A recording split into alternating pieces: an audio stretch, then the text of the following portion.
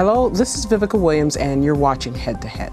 Today we're exploring the challenges of protecting and restoring rivers and other sources of fresh water in Ukraine.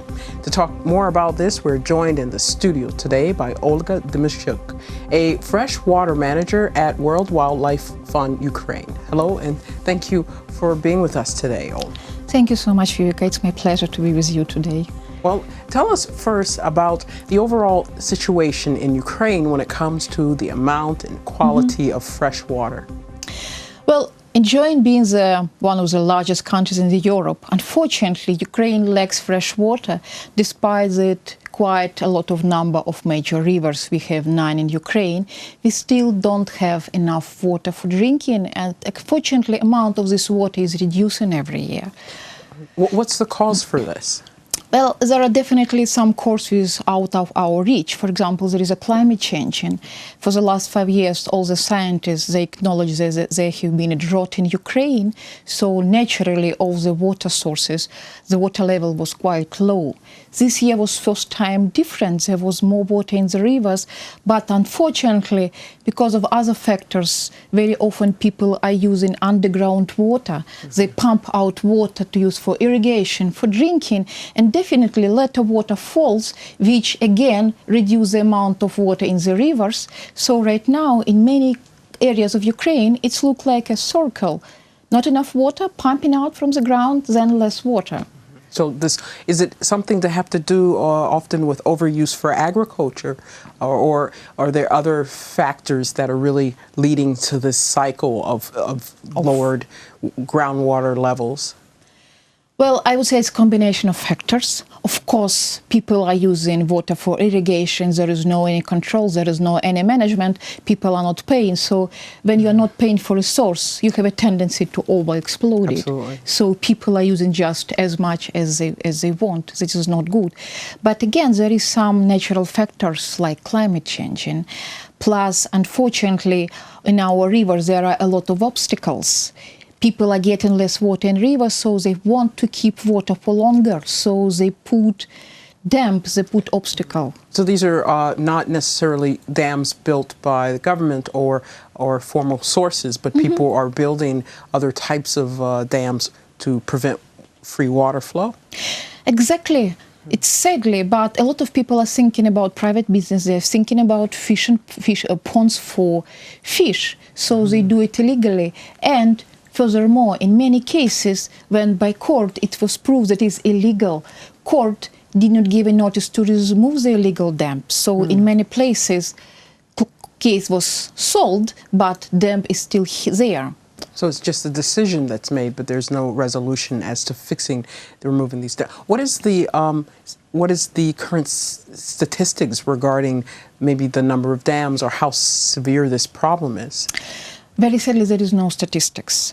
So there are some dams left from Soviet Union, which is also a problem because many of them, a lot of them was not officially registered anywhere. So we came at a conclusion, if, for example, if we found this dam, we want to remove it because it's not used anymore. First, we need to form a governmental committee, then government committee need to register those dams and then make a decision to remove it. So it's in many cases, it's quite a lengthy process. And so what then is being done at this moment to try to deal with this issue? As WWF in Ukraine, we joined Dam Removal Europe initiative. So now we have been very lucky because State Agency of Water Resources, they join us in this initiative. So right now we are in the stage of defining which dams are not needed anymore in Ukraine. So we can join forces with the state agency and remove it. It's really remarkable. We recently made an announcement that we are looking for such dams and that we've got quite a lot of very nice replies from the people who are saying, come to my village and please remove this thing. Oh, wow. So you've gotten a lot of response. Quite a lot. And are you seeing this, do you think that this increasing decentralization is going to help with this removal process, with other ways to increase the free movement of fresh water? I think so. because I think it's very important that community is taking responsibility over its resources. Water is a common good, and there is a tragedy of common goods because nobody is responsible. So I do believe that being responsible communities will treat water resources in a better way. For example, I hope that a lot of reservoirs, artificial water bodies, will be removed because of flood risk, because communities doesn't have enough money to maintain them. And in this case, it will be just easy option to remove it. And this is empowering when people see that they can have a hand in this. What about the education? Is that something also that WF is working on, or you're seeing some progress in general on educating the public about water resources? That's an enormous task, to educate people about water resources and about environment. When we are talking among ourselves in WWF, we think that the major environmental problem in Ukraine is not actually contamination. We do believe that the main thing, the reason behind whatever is happening, is that people that don't mentally attach to environment, to the nature.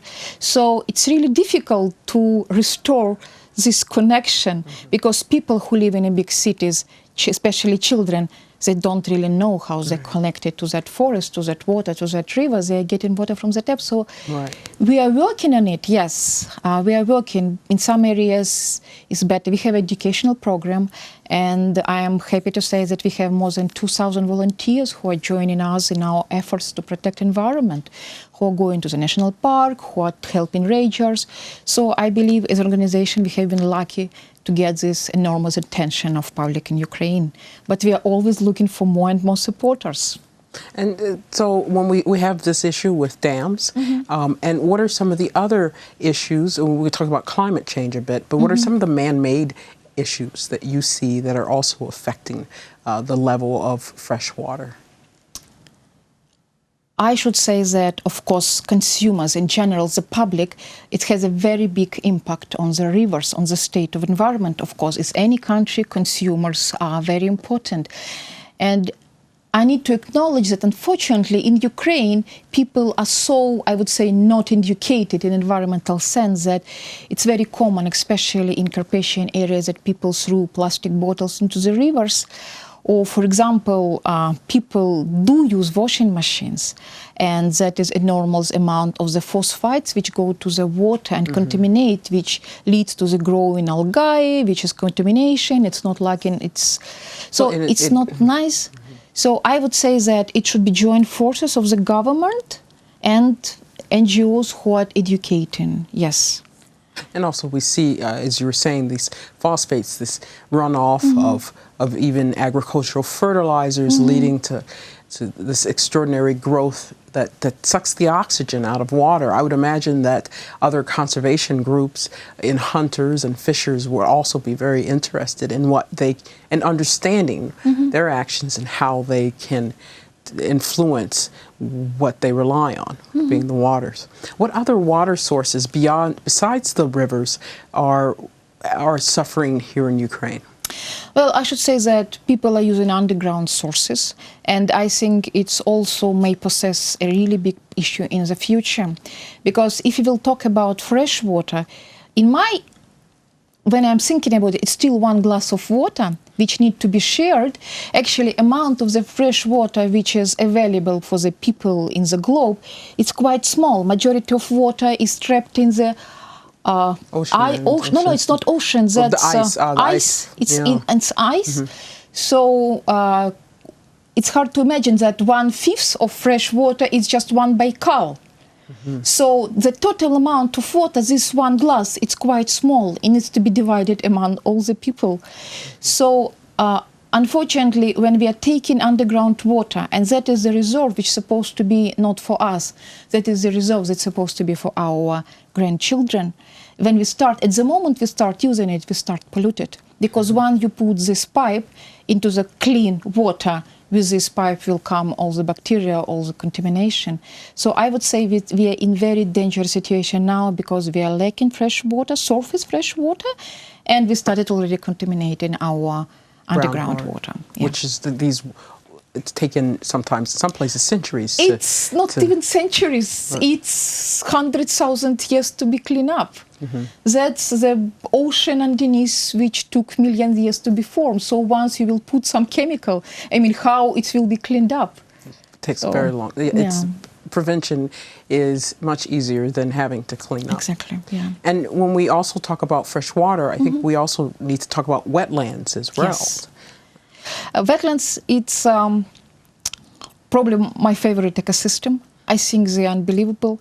I think that they're amazing and they're very hard to understand and predict. And that was like the most difficult restoration projects are in the wetlands area. And unfortunately, the wetlands have been suffering in Ukraine for a huge time. It has been drained for quite a long time. And all this fire of the peatlands in Ukraine, every summer we have this problem, it was caused by dewatering of the wetlands.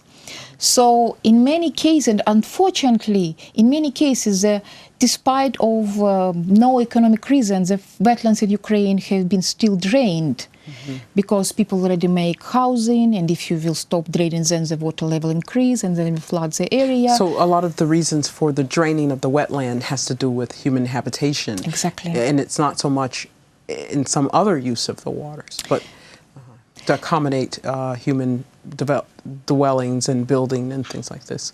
Exactly. And recently, Ramsar Convention, they published a report on wetlands, and report says that since the 70s of the previous century in Europe, 35% of the wetlands disappeared. And with those wetlands disappeared, we are talking about 55% of the animals and plants, which are also under threat, because wetlands, they keep enormous amount of wildlife. Right. And in Ukraine, what is the situation here in general? Are there good statistics available to let us know how the situation is here with wetlands? Well, that's the problem of Ukraine. We don't have any serious information about that. It's a big problem for us also because we are working with information. I should say that there is Ramsar Convention and there are Ramsar sites, which is internationally important wetlands. So the number of these wetlands is growing in Ukraine. So a number of wetlands which are considered internationally important are growing, and these wetlands are located, of course, a lot of them is the Danube Delta, that's the hotspots of biodiversity, that's the Carpathian Mountains, that's the Black Sea area. But unfortunately, Ukraine lacks capacity to manage properly those areas. So despite of being announced as internationally important, we are still very much declining in wildlife. So my hope, I'm hoping, I have so much hope about this and about the, because it's demonstrated, it shows that most major change when it comes to these type of situations are from the smaller areas. So we can have some hope to see if this will become a priority or one of the priorities in the oblast, in the municipalities, when they have more control over their finances. And the best thing is going to have more research. Then more have metadata that can be used, that people can use. I know there's another project where they're trying to create, or they've created open data that allows people to look at the status of water resources in their area. So hopefully this will be added to it, and this is something that can work together.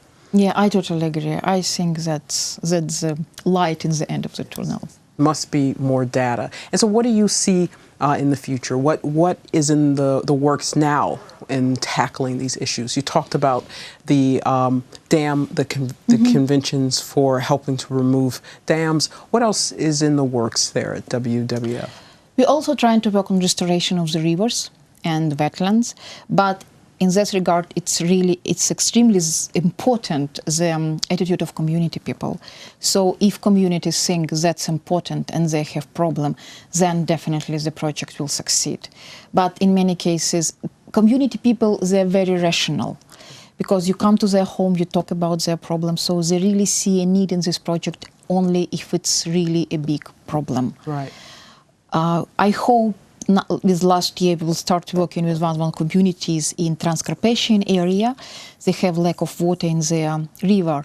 And it was very interesting. It's a Tisa river basin, and close to Tisa. Tisa is a major big river, very dynamic, very predictable, with high floods. Oh, wow. Very powerful, the mighty river.